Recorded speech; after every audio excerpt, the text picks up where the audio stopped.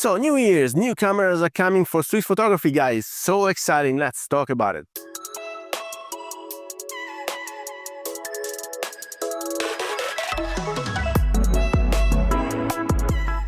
Hello everybody, welcome back to the channel. Thomas Love here from One Lens Only, and today guys we are here to discuss the news from Fuji, because I saw that Fuji rumors they have some news about the GFX 100 RF that we are all waiting this year to be released, and it's interesting because there will be an alternative EDC medium format to the full frame that we have, big, small, long, any type of size, any type of weight, any type of glasses, but we're in for a fixed glass camera because there are not so many. Sony had one a few years ago, and then of course there's the Leica Q line. They're also pleasing. There's the Fuji X 106 and all the other ones. Guys, there are also many cameras out there, but not so many with fixed glass, with fixed field of view, fixed focal length for streets. And so this is the Fuji alternative. Now Fuji, they have been left behind a bit because they always stood for the APSc offerings, and then they had the medium format. But let's face it, now full frame is the standard, and now full frame for Fuji is not an option because first it will jeopardize the APSc sales, and second, well, they don't have it. They only have this medium format, so they are trying to making the best out of it with the video recordings. You just saw the announcement of this brand new camera with the medium format sensor, which is supposedly disrupting the market. And then with this GFX 100 RF, they're entering the EDC segment of the photography. Now EDC with the medium format, it's a bit of a stretch, but let's see together what the news are about this camera, because there are only two important messages that we saw from Fuji rumors that were not disclosed earlier. And then the first one is the glass. This is gonna be a 35mm f4 glass. Why 35mm? Because transponded to full frame is the equivalent of almost 28mm, which is what made famous the Leica Q2. So I do understand why they went for that. Why f4? I imagine because if it's gonna have a faster glass, then it would have been like a bigger and bulkier glass, while f4 they still managed to have a pancake shape on this full frame camera. Now pancake on a body which is a bit bigger, same size of the X Pro line, it might be disruptive. Now two things: either it's really disrupting and everybody will go for it, also the price will play an important role, or it will be a flop. So I don't want to wish anything to Fuji if not the best, but honestly it's not in my radar, because 35mm medium format f4, it might be way too much, especially with those 100 megapixels.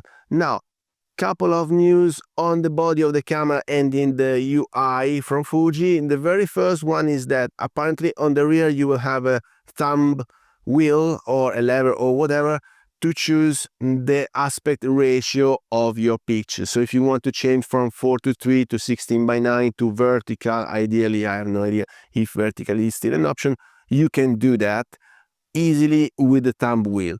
Honestly, I don't know why this is important. Normally I set up to use the majority, the whole area available of the sensor, and that's it. So if I need to recut after, or if I have a specific project to cut, you go into the menu and you do that. I never did it on the go, so I don't understand, but it's nice to have. The second thing in this time would be in the front, it's a lever right underneath the shutter button. It's a lever that will let you crop in.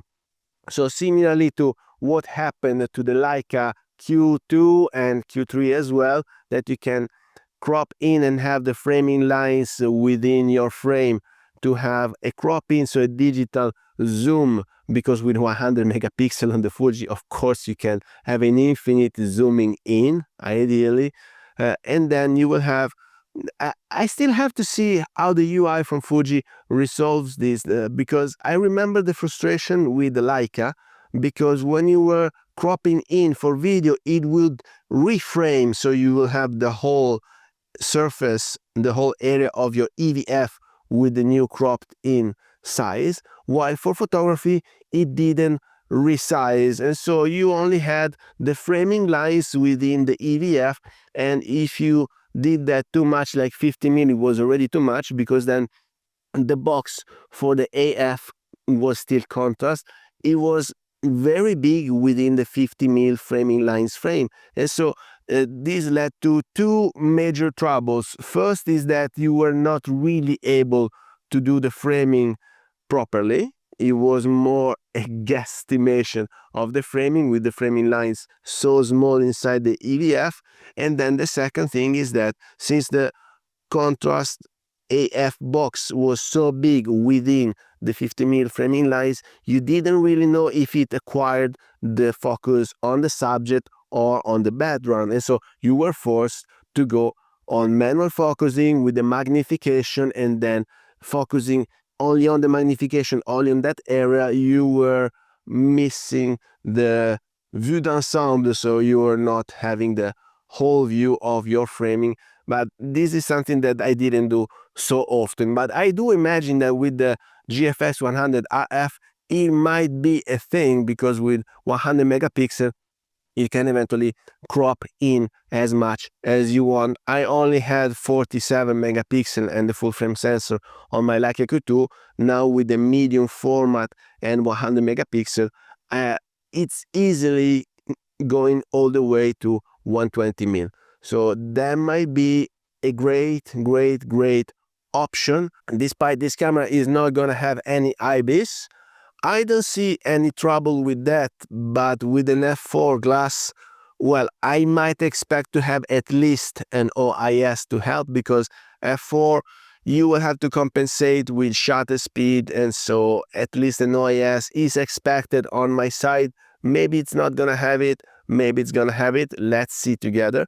Let's stay tuned and see together if it's having at least an OIS. And then I have to say, 100 megapixel, no IBIS, this big of a sensor, and f4 glass, it might be a hard pass from me, but I will be waiting to have it in my hands and see how it feels and see what we can do with that. So please let me know down here in the comments what your expectations are, and if this camera is in your radar or not. And with that, I hope you got some value out of this video. If you did, please remember to like it, share it on social media, subscribe to the channel so you won't miss the new videos to come, and I guess I will see you later. Thank you. Bye bye.